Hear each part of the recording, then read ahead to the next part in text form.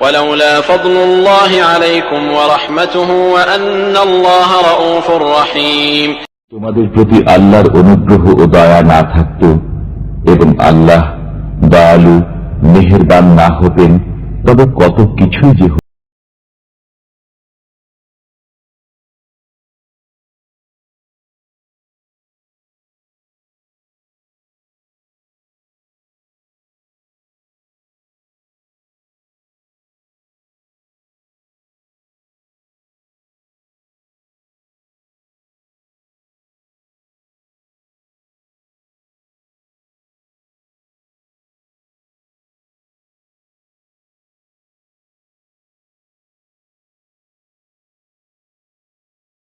শয়তানের পদাঙ্ক অনুসরণ করো না।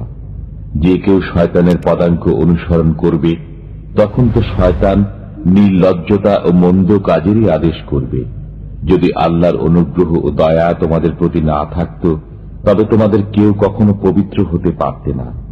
কিন্তু আল্লাহ যাকে ইচ্ছা পবিত্র করেন। আল্লাহ সবকিছু শোনেন, জানেন।